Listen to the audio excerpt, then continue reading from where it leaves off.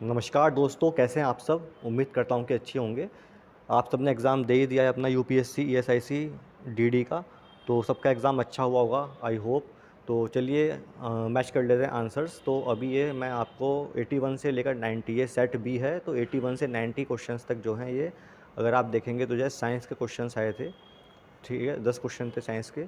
तो ये 10 क्वेश्चंस में कौन से आंसर सही हैं, इस बारे में चर्चा करेंगे। हो सकता है कि जो मैं आंसर बताऊं उसमें कुछ मिस्टेक हो, तो प्लीज़ कमेंट के ज़रिए मुझे बताइएगा कि मेरी मिस्टेक कहाँ पर है, जिससे कि और बच्चे जो मेरी वीडियो देखें कमेंट पढ़ के आपका सही आंसर मार्क कर सकें और मैच कर सकें अपने answers.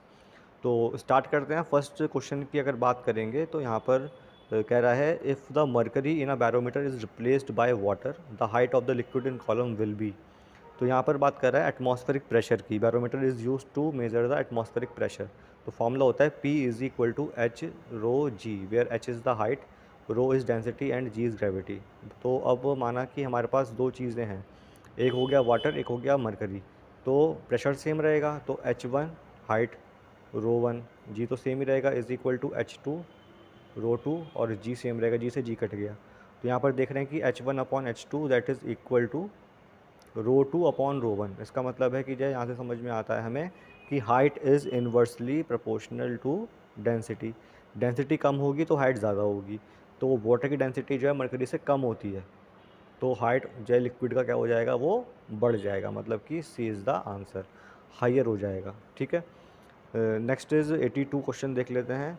When light passes through a glass prism then which ray among the following through goes through maximum deviation. तो विबग्योर के अकॉर्डिंग अगर हम जाएंगे तो रेड का होता है लीस्ट डेविएशन और वायलेट का होता है मैक्सिमम डेविएशन। तो अगर हम देखें ब्लू, ठीक है, तो ब्लू का जो है जो दे रखे हैं ऑप्शन, उसमें सबसे ज़्यादा ब्लू ही डेविएट होगा।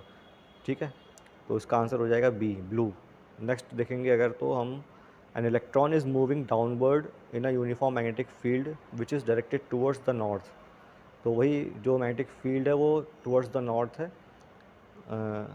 Electron is moving downward, downward जो इलेक्ट्रॉन मूव कर रहा है, तो ऑब्वियसली बात है करंट ऊपर की तरफ हम देखेंगे।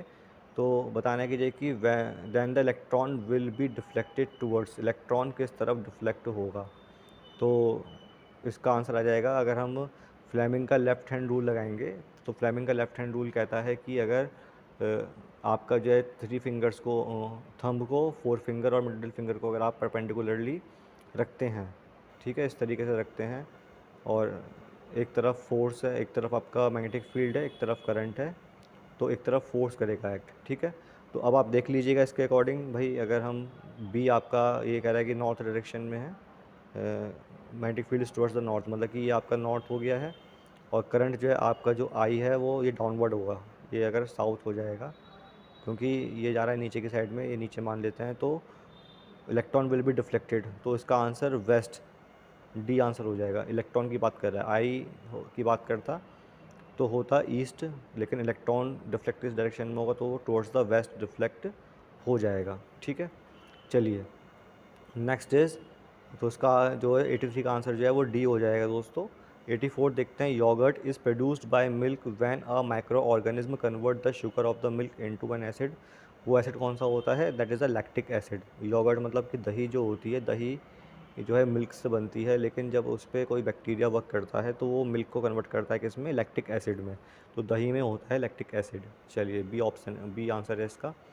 नेक्स्ट इज़ 85 देख लेते हैं। 85 का जो है, in human intestine the major amount of glucose is absorb into the blood by. तो इसका आंसर मुझे नहीं समझ में आया था, मुझे कमेंट में बताइए कि इसका आंसर क्या हो सकता है। या तो होगा ट्रांसपोर्ट बाय डिफ्यूजन या ट्रांसपोर्ट बाय ऑस्मोसिस, इन दोनों में से एक होगा, बी और सी में से। मैं आपके कमेंट का वेट करूंगा कि आप मुझे बताइए कि इसका आंसर क्या हो सकता है। 86 देख लेते हैं, the cells of blood that fight against majority of the microbes infection are known as. तो जो माइक्रोब्स से फाइट करता है, इन्फेक्शन से फाइट करता है, तो ब्लड का वो पार्ट होता है WBC, वाइट ब्लड सेल्स। ठीक है, 87 की बात करते हैं, which one of the following fuels gives rise to only carbon dioxide and water. तो ये आपको रिएक्शन दिखा रखी है कि जब हम C2H5OH दैट इज़ एथेनॉल की रिएक्शन करते हैं विद ऑक्सीजन, तो it convert into CO2 and water. तो बी इज़ द आंसर। 88 की देखते हैं, तो the only metal which is liquid at about 25 degree centigrade temperature is. तो वो हो जाएगा आपका मरकरी। बाकी ब्रोमीन तो होता है लिक्विड फॉर्म में, सोडियम सॉलिड में होता है। ठीक है। और ब्रोमीन जो है it is not a metal, ये नॉन मेटल है ब्रोमीन। सोडियम मेटल है लेकिन ये होता है सॉलिड फॉर्म में, और सीरियम भी सॉलिड में होता है। तो मरकरी इज़ द आंसर, जो कि मेटल है बट लिक्विड में होता है एट रूम टेम्परेचर।